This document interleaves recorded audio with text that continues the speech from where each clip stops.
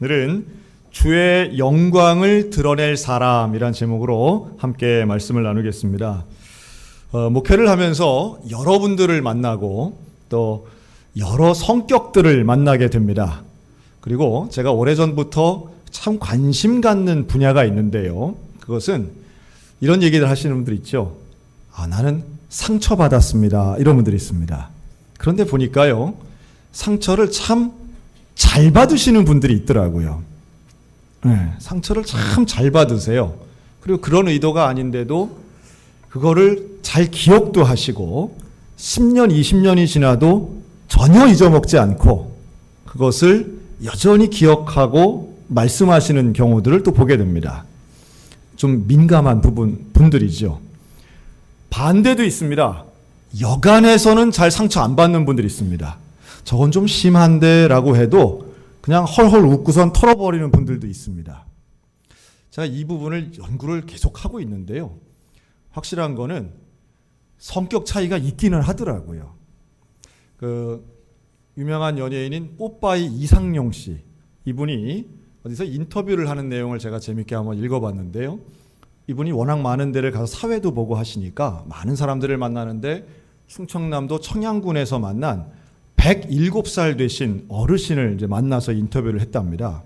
근데 107살인데 너무 건강하시고 활발하신 거예요. 그래서 사실은 이상용 씨도 활발해 보이지만 이분도 아픔이 많고 이제 사연이 많잖아요. 그래서 이제 이런 질문을 했답니다. 아이고 어르신, 100년 넘게 사시면서 정말 볼 꼴 못 볼 꼴 다 보셨을 텐데, 그래서 스트레스 받을 일도 정말 많으셨을 텐데 그런 거 어떻게 다 이겨내고 이 연세까지 건강하게 사셨습니까? 정말 꼴 보기 싫은 사람들도 얼마나 많았을 텐데 그런 거 어떻게 다 극복하셨습니까? 이런 취지의 질문을 한 거예요. 그랬더니 이 107살 되신 어르신이 그랬답니다. 그거요? 냅둬요. 냅두니까 다 뒤지던데? 그랬다는 거예요. 제 말이 아니라 이제 그 어르신 말씀입니다. 내버려 두니까 뭐 원수 갚을 것도 없고 뭐 네가 옳으니 내가 옳으니 따질 것도 없고 내버려 두니까 20년 지나니까 다 돌아가시더라는 거예요. 내가 오래 사니까 다 옛날 사람 돼가지고 뭐 그런 거 없다. 이제 이런 취지의 말이죠. 뭐 그런 긍정적인 마음, 여간에서 상처받지 않는, 그러니까 뭐 인성갑이다 뭐 이런 말도 쓰던데요. 뭐 이런 분들도 타고나는 면도 좀 있는 것 같습니다. 웬만한 거 절 마음에 안 담아두고. 자, 그런데요, 제가 이 성격 이야기할 때마다 늘 반복적으로 말씀드리는 게 있습니다. 자, 성격을 타고난다라고 하면 하나님이 주셨다라고 봐야 되지 않습니까? 그런데 하나님이 주신 성격이 악한 성격 따로, 선한 성격 따로 있을까요? 우리가 상처받지 않는 거는 되게 중요한데 상처를 잘 받는 분들이 있는 것도 사실이에요. 잠을 자려고 누우면 나한테 이상한 말, 나쁜 말 하는 사람의 눈동자부터, 뉘앙스부터 한마디 한마디가 딱딱딱딱 새겨지면서 떠오르니 잠이 와요, 안 와요? 잠이 안 오는 거예요. 그런데 이게 잘 훌훌 털어버리시는 분들은요, 자려고 누우면 그런 생각이 잘 안 나요. 그러니까 잠을 잘 자는 거예요. 하나님이 누구는 큰 마음, 여유로운 마음을 주셔서 저렇게 좋고, 나는 무슨 꼭 그럴 때는 또 특별한 밴댕이 같은 게 나오잖아요.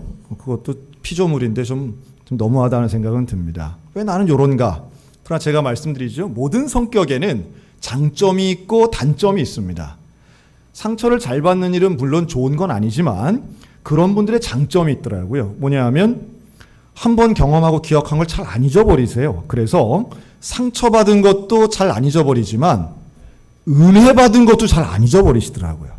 그래서 고마운 거를 오랫동안 기억하시고 반드시 갚으려고 애쓰시고 하는 아주 좋은 장점이 민감한 분들에게는 분명히 있습니다. 반면 툴툴 잘 털어버리시는 분들 있잖아요. 그런 분은 은혜 받은 것도 잘 털어버리시더라고요.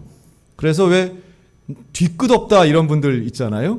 뒤끝 없는 분들 보면 있어야 할 것도 없는 분들도 가끔 봅니다. 네. 그러니까 뭐 장점만 있는 게 아니라 단점도 있다는 거, 이렇게 말씀을 드리면 저 나 들으라고 하는 얘기 같은데 또 이런 분들 계실 겁니다. 오해는 하지 마시고 내가 갖고 있는 성품의 장점은 키우고 단점은 줄이려고 애쓰는 이 절제의 은사들, 또 하나님이 주시는 귀한 마음들이 우리 모두 가운데 있으시기를 주님의 이름으로 축원합니다. 그런데 상처받는 것을 지금 말씀드리는데 오늘 본문에 딱 그런 말씀이 나와요. 우리가 좀 스트레스나 상처받은 걸 쉽게 극복하고 고난을 역경을 잘 이겨내는 사람들을 뭐라고 하느냐 하면 회복 탄력성이 좋다, 이런 표현을 씁니다. 이 회복 탄력성은 뭐 심리학 교육학에서도 쓰는데요. 뭐 있으면 어려움과 역경을 잘 이겨내시는 분들이 있잖아요. 이거 되게 중요한 겁니다. 그래서 어떤 웬만한 어려움이 와도 난 할 수 있어, 나는 도전할 거야, 뭐 이런 생각이 드는 회복 탄력성은 심리적으로 참 중요한데, 우리는 성경에서 말하는 이런 영적 회복 탄력성을 발견할 수 있는 내용들, 그게 바로 하나님의 영이 임하시면 가난한 자에게 정말 아름다운 소식을 전하게 되고 그 소식이 선포되어서 마음이 상한 자를 고치시는 하나님의 은혜가 임할 줄로 믿습니다. 오늘 읽은 이사야 61장은 선지서입니다. 선지자의 입을 통해서 백성들에게 선포되는데요. 하나의 선포와 두 개의 약속이 있습니다. 하나의 선포는 바로 하나님의 말씀이 선포된다는 거예요. 하나님의 영이 임하시면. 그 말씀이 선포되는 것은 가난한 자에게는 아름다운 소식, 여호와의 은혜로운 때가 임할 거라고 하는 선포가 임하는 겁니다. 그러니까 하나님이 분명히 은혜를 주실 거야 라고 하는 선포예요. 여러분, 오늘 이 선포가 우리 모든 믿음의 가정 가운데 영원히 함께 하시기를 축원합니다. 하나님이 우리와 함께 하신다는 거예요. 자, 그런데 약속이 있어요. 그렇기 때문에 우리는 이 말씀을 전해야 되고 그 말씀을 믿음으로 받아들이고 하나님의 영이 임하시면 우리의 마음이 어떻게 되느냐? 성격과 상관없이 상한 자를 고치시고, 마음이 상한 자를 고치시고 포로된 자에게 자유를, 갇힌 자에게 노임을 허락하신다라고 하는 겁니다. 그래서 슬픔이 변하여 찬송의 옷이 되고요, 이 슬플 때 쓰는 재가 변하여 기쁨의 기름으로 바뀐다라고 말씀합니다. 그러니까 완전한 변화를 약속하시는 거예요. 그러니까 선포되는 말씀을 믿으면 변화가 약속되고 결정적으로 하나님의 영광이 약속되는 줄로 믿습니다. 이게 믿음의 능력이고 신앙이 우리에게 주시는 영적 회복 탄력성이라고 말씀드릴 수 있어요. 제가 최근에 들은 우화 중에 이런 이야기가 있어요. 정글에 불이 났습니다. 밀림에 불이 났어요. 막 동물들이 이제 그 화재를 피해서 막 도망가고 난리가 난 거예요. 그런데 그런 가운데 벌새라고 하는 새 있지 않습니까? 조그만 새. 이 조그만 새가 한 마리가 왔다 갔다 하는 거예요. 벌새는 요만한 새입니다. 그 코끼리가 그걸 본 거예요. 코끼리가 그걸 보고 벌새한테, 야, 너 지금 뭐 하냐? 이 긴박한 순간에. 그랬더니 벌새가 지금 나는 저 불을 끄려고 노력한다는 거예요. 불 끄려고 뭘 노력하냐? 그랬더니 잘 보니까 호수하고 이 화재 현장을 왔다 갔다 하는 거예요. 그런데 호수에 가서 물을 가지고 갔다 하는데, 야, 네가 한다고 저기 불이 꺼지겠냐? 너 뭐 하는데? 그랬더니 가서 물을 한 방울씩 갖다 쏟는 거예요. 물 한 방울씩. 그래서 코끼리가 보니까 기가 찬 거예요. 야, 네가 이런다고 저 불이 꺼지겠냐?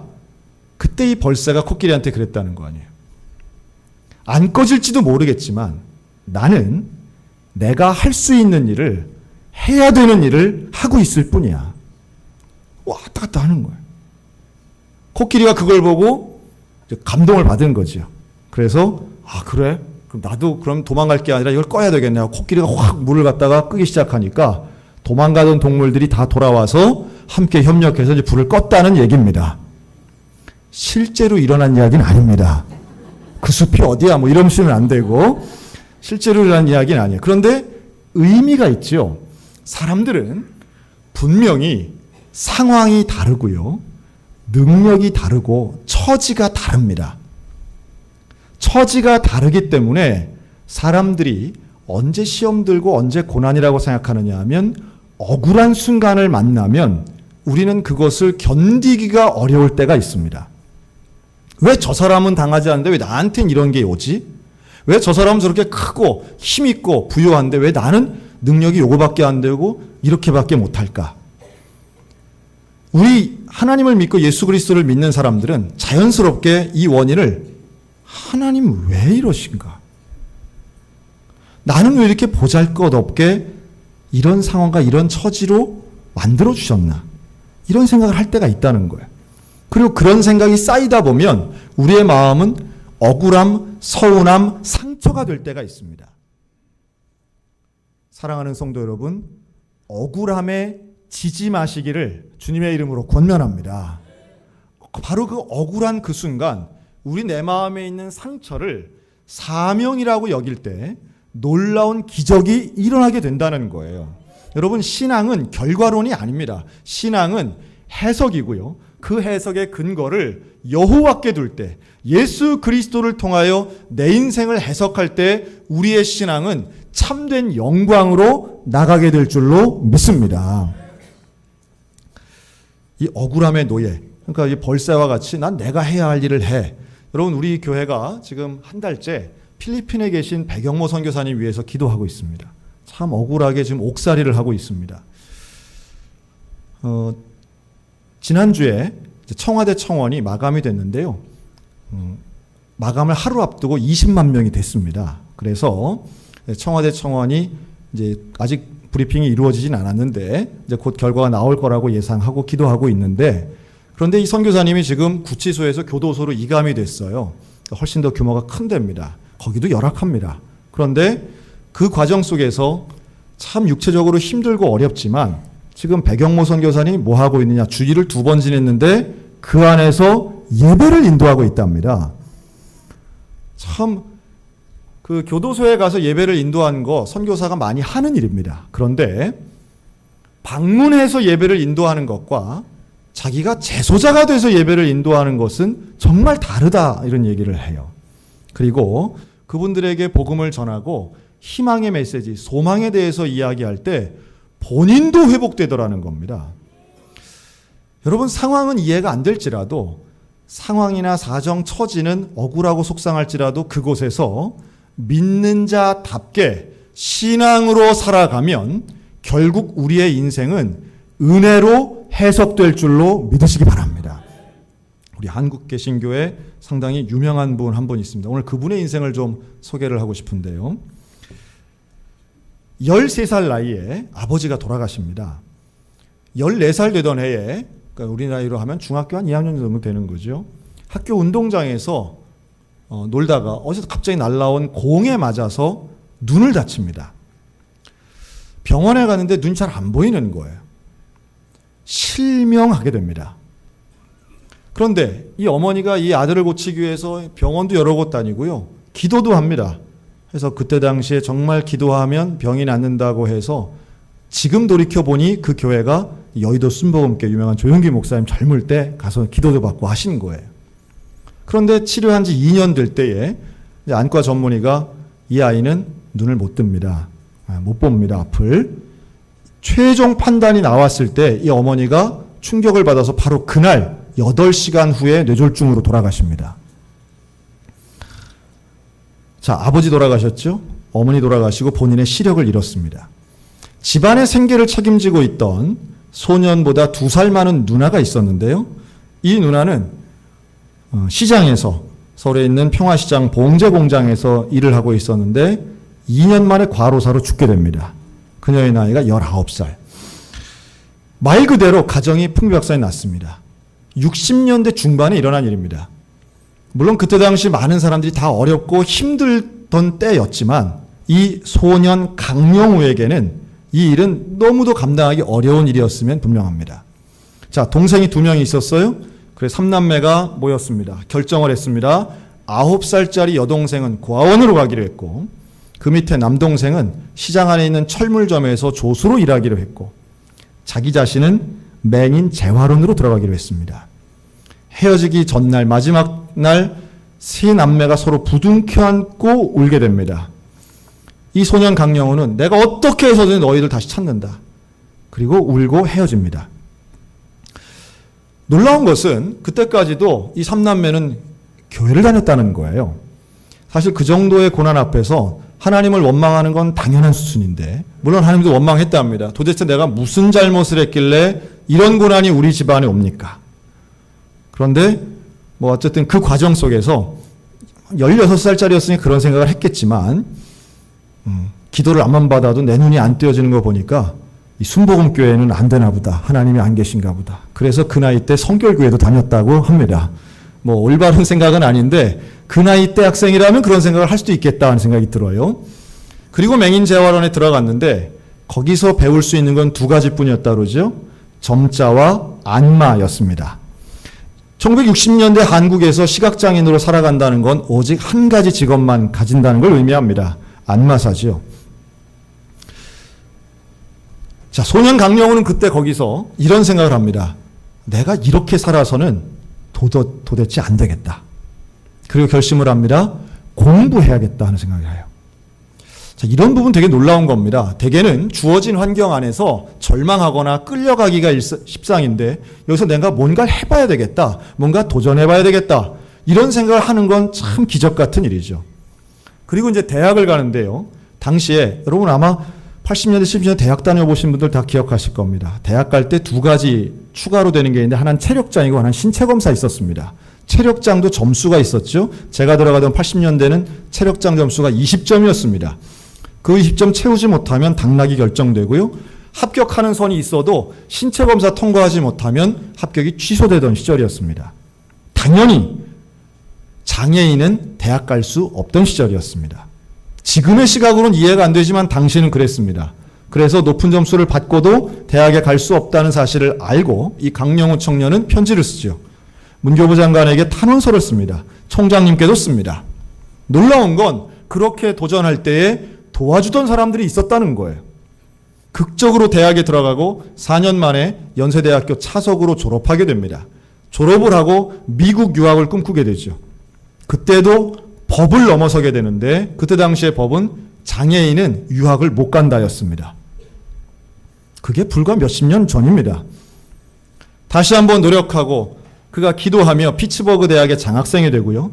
그런 사람 강령우의 소식이 알려지면서 국제 로터리 재단의 국제 친선 장학금을 받게 됩니다. 정부로부터도 허락을 받아서 그가 유학을 가게 되고 그 유명한 대한민국 최초의 시각장애인 석사, 박사 1호가 됩니다. 자, 이쯤 되면요. 이렇게 장애인으로서 성공한 분들이 되게 비슷한 간증을 할 때가 있습니다. 우리 강령우 박사님 마찬가지인데요. 한국교회에서 수많은 간증을 많이 하셨어요. 장로님이 되십니다, 나중에. 장로님이 간증을 할 때 이렇게 많이 모여서 예배를 드리잖아요. 간증을 한 다음엔 꼭 찾아오시는 분들이 있대요. 뭐라고 하느냐 하면, 장로님, 우리 아들 기도 좀 해주세요. 그럼 데리고 온 아들들이 대개 몇 살이냐면 중학생, 고등학생 아이들 데리고 와요. 그리고 기도를 해주잖아요. 그러면 기도받고 가는 엄마들이 뭐라고 그러냐면, 야, 거 봐라. 저 박사님은 앞도 못 보는데 박사님이 됐는데 너는 팔이 없냐, 다리가 없냐, 넌 뭐하냐, 이러면서 간다는 거예요. 여러분, 제가 이런 강령우 박사님의 내용은 너무도 유명한 이야기이기 때문에 아시는 분들이 많겠지만, 제가 이런 이야기를, 이런 놀라운 간증을 소개할 때에 가장 실패하는 케이스는 뭐냐 하면, 이것을 공부 잘하는 비법이나 혹은 내 자녀에게 접목시키려고 하는 시도는 실패한 설교라고 저는 생각합니다. 제가 지금 고난을 극복하는 신앙에 대해서도 물론 말씀드리지만, 이것을 내 자녀에게만 접목해야 됩니까? 나에게 적용해야 됩니까? 당연히 나에게 적용해야 되는 것입니다. 이것은 공부 잘하자는 이야기가 전혀 아니에요. 만약 그렇다면 그분의 학위나 그분의 성취가 정말 부럽다면 소년 때 겪었던 고난을 위해서도 기도하셔야 됩니다. 그러나 우리는 그렇지 않잖아요. 그분의 영광, 그런 분들이 이룬 성과는 갖고 싶고 그분이 경험한 고난, 고생은 절대로 있어서는 안 된다고 생각하잖아요. 그렇다면 우리가 보는 시각이 좀 달라져야 된다는 겁니다. 신앙이 우리에게 주는 진짜 의미가 무엇인가? 믿음이 주는 진짜 의미가 무엇인가? 저는 오히려 역사를 뒤로 가서 보면은 알 수 있다고 봅니다. 이런 어려운 상황에서도 성취를 이루시는 분들에게 공통점 두 가지가 있는데, 하나는 스스로 깨닫는 일이고 또 하나는 도와주는 사람을 만나는 일입니다. 여러분, 이 강영호 장로님은 결혼을 했어요. 누구와 결혼했냐 하면 석은옥 권사님과 결혼을 했습니다. 그런데 이분하고 어떻게 만났느냐? 이 석은옥 권사님은 교육자의 집안에서 태어났고요. 이 숙명여대를 나오신 분인데, 둘이 언제 만났냐? 이 부인이, 권사님이 숙명여대 1학년 때 둘이 처음 만납니다. 어디서 만났느냐? 맹인 재활원에서 만납니다. 그때 자매는 유명한 대학의 여대생이었고, 강영호 청년은 나이는 1살 차이지만 정규교육을 받지 못했기 때문에 여전히 중학교 교복을 입고 있는 장애인이었습니다. 근데 거기서 왜 갔느냐? 바로 대학생 시절에 한 학기 하고 여름방학 때 자원봉사를 하러 간 거예요. 적십자 운동을 통해서. 즉 하나님 앞에 기도하고 신앙을 갖고 살면서 내가 누군가를 도와주는 인생 돼야 되겠다 하고 찾아간 곳이 맹인 재활원이었습니다. 여러분, 맹인을 인도하고 시각장애인을 도와주려면 어떻게 해야 돼요? 저 계단 내려갈 때 손을 잡아야 되잖아요. 손을 잡고 인도하고 책을 읽어주고 하면서 둘 사이에 애정이 싹튼 거예요. 놀라운 일입니다. 이렇게 도와주는 사람이 있고, 저는 그때 감정이입이 되더라고요. 어떻게 되느냐?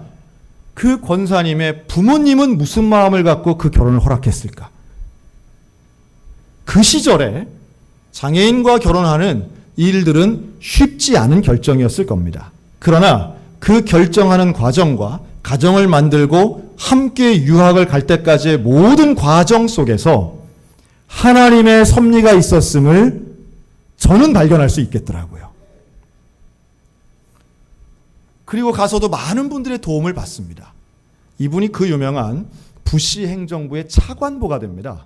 그래서 아마 그런 말씀 많이 들었을 거예요. 미국 행정부에서 가장 높은 고위직에 올라간 최초의 한국인.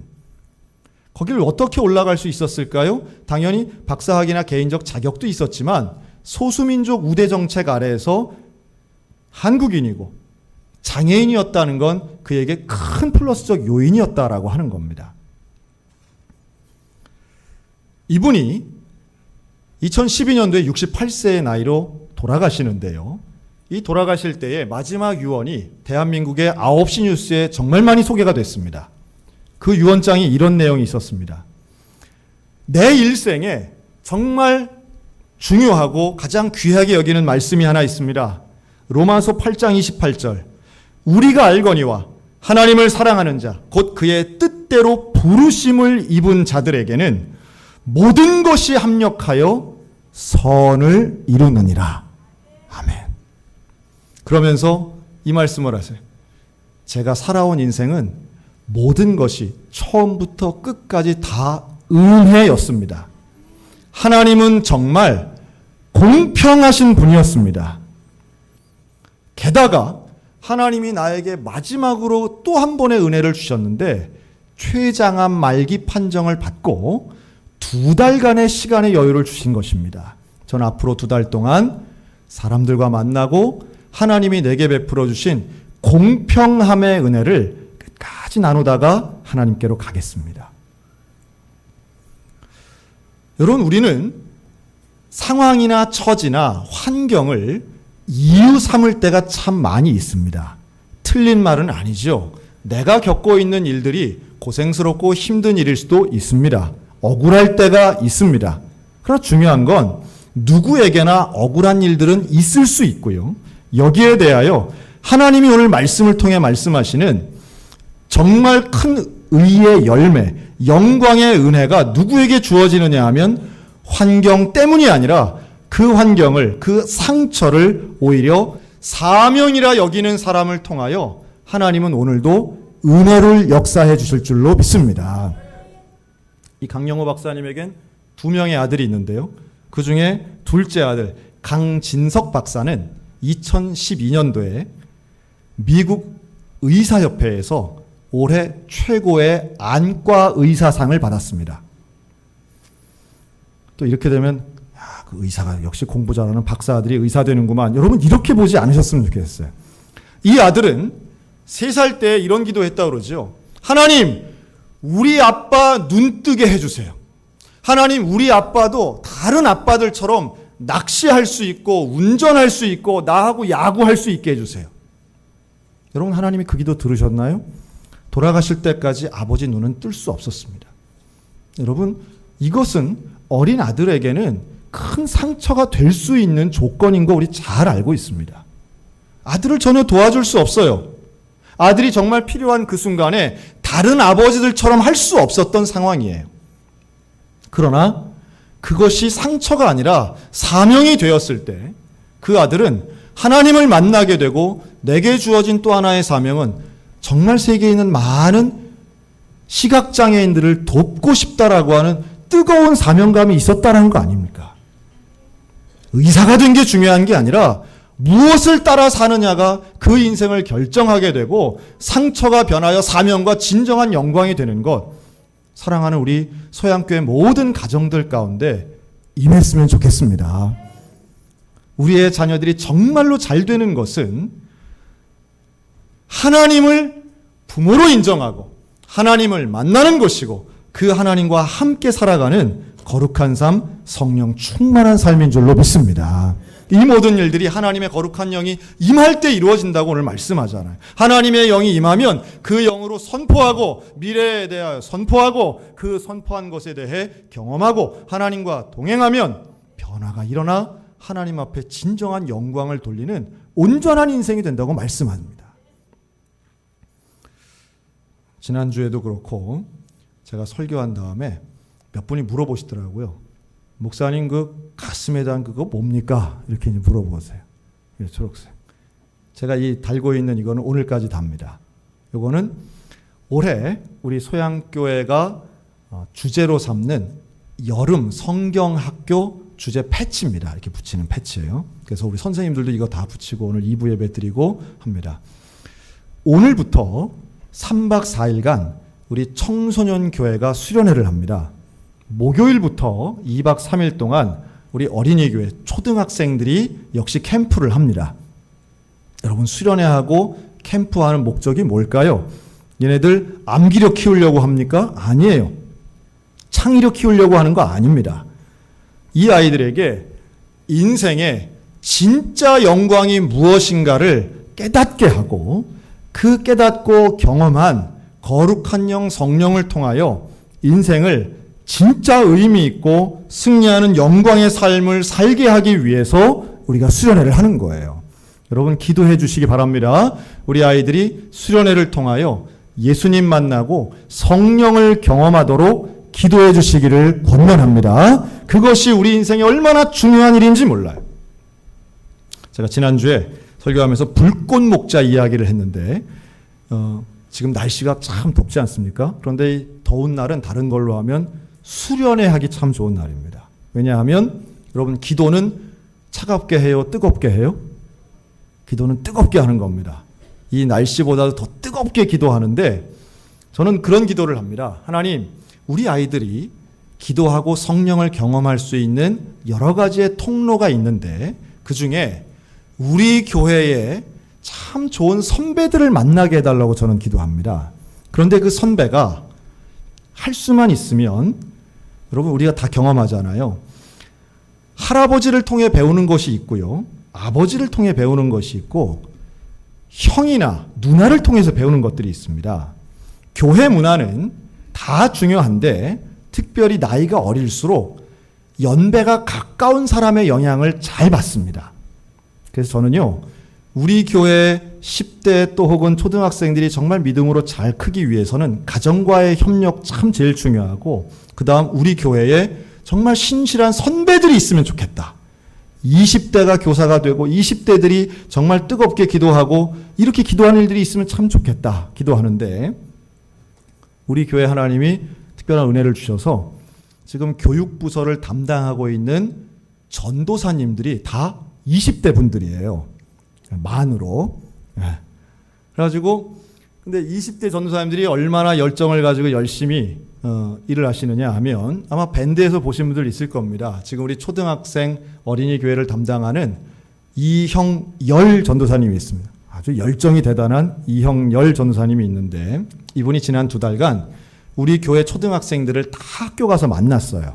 그리고 올렸습니다. 그 얘기 지난주에 제가 잠깐 말씀드렸죠. 그런데 학교 가서 만나는 그 아이들이 제가 두 가지 감사하더라고요. 선생님들과 함께 가는 그 열정이 참 감사하고, 또 하나는 정말 많은 아이들이, 거의 100명 가까운 아이들을 가서 만난 것이 참 감사하고, 그런 아이들이 우리 교회에 있다는 게 참 고맙더라고요. 중등부를 맡고 있는 한민영 전사님이 있습니다. 이 함전도사님이 지금 청소년들하고 얼마나 가깝게 잘 지내면서 또 사랑누리 학교도 최선을 다해 섬기시는지 몰라요. 저 경기도에 사는 자기 여자친구까지 데리고 와서 지금 여름 캠프에 봉사도 막 시키더라고요. 우리 유아교회 담당하시는 전도사님이 정아람 전도사님입니다. 지난주 성경학교, 이 성경학교를 할 때 주일 사역도 마찬가지. 혹시 가서 보실 수 있으면 가서 보시면 좋겠어요. 이분 설교하고 성경학교 준비할 때요, 앞으로 애 하나 안고 뒤로 애 하나 업고 그 일을 하고 있습니다. 그런 모습은 제가 60년대에만 있었던 모습인 줄 알았어요. 왜냐하면 오늘날 한국교회 봉사를 제일 맡고 있는 것 중에 하나가 애 때문에, 애 키우는 것, 애 유치원 가서 데려와야 되고, 애 키워야 되고, 손자 손녀 키우는 것 때문에 얼마나 많은 한국교회에 5, 60대 기도의 일꾼들이 손을 놓고 있는지 몰라요. 잘못됐다는 건 아닙니다. 손주 잘 키워야죠. 그런데 우리 교회에 있는 20대 사역자가 애를 앞으로 뒤로 업고 그 일을 한다는 건 참 고맙더라고요. 2주 전에 우리 교회 청년들이 수련회를 했습니다. 여러분, 수련회하고 맨 처음에 결정해서 실행했던 것이 수요일 저녁 예배 앞에 다 나와서 찬양단 섰던 일이에요. 그리고 이들이 기도하면서 뭘 또 결정했느냐? 오늘 주보 사면에 보시면 저 강원도 평창에 있는 시골교회입니다. 검은교회라고 있습니다. 이 교회에 지역 아동센터 어린이 23명이 있는데 이 아이들 성경학교 하러 가주자. 여러분, 이거 우리 청년들이 결정해서 지금 준비하고 있습니다. 옛날에는 이런 일들이 많았는데요. 청년이 20대는 당연히 봉사하는 것, 방학이면은 농촌 봉사 가고 지역 봉사 가고 농활하고 이런 것이 방학생활 30년 전 대학생들에겐 당연한 것이었는데 지금은 대학생들 100% 가깝게가 다 아르바이트 합니다. 고민이 되더라고요. 왜 그럴까? 30년 전보다 더 가난해졌나? 왜 그렇게 알바들만 해야 될까? 그러나 성령이 임하면 정말 중요한 것이 무엇인가를 발견하게 되고, 그리고 그 중요한 것에 내 자신을 투신하고 헌신하다 보면 하나님의 특별한 도우심 분명히 경험하게 될 줄로 믿습니다. 우리들 마찬가지예요. 여러분, 마음에 상처 받지도 마시고 상처받을 만한 것들을 변명거리로 삼지 않았으면 좋겠습니다. 나이가 많아서, 몸이 아파서, 돈이 없어서, 배운 게 없어서, 시간이 없어서, 여러분, 하나님이 우리에게 맡겨주신 사명을 감당 못할 이유가 훨씬 많아 보이지만 뒤집어 보면 상처가 사명되면 우리는 영광받을 일만 있게 될 줄로 믿습니다. 하나님 오늘 우리에게 약속하시는 거예요. 그 믿음을 선포하고 믿음 가운데 나아가서 오늘 우리에게 주의 영광은 쉽게 드러나지는 것이 아니지만 분명한 믿음 가지고 순종하며 나아가면 약속된 말씀 그대로 저와 여러분을 통하여 진짜 영광이 드러나는 이 시대의 거룩한 성도들 다 되시기를 주님의 이름으로 축원합니다. 아멘.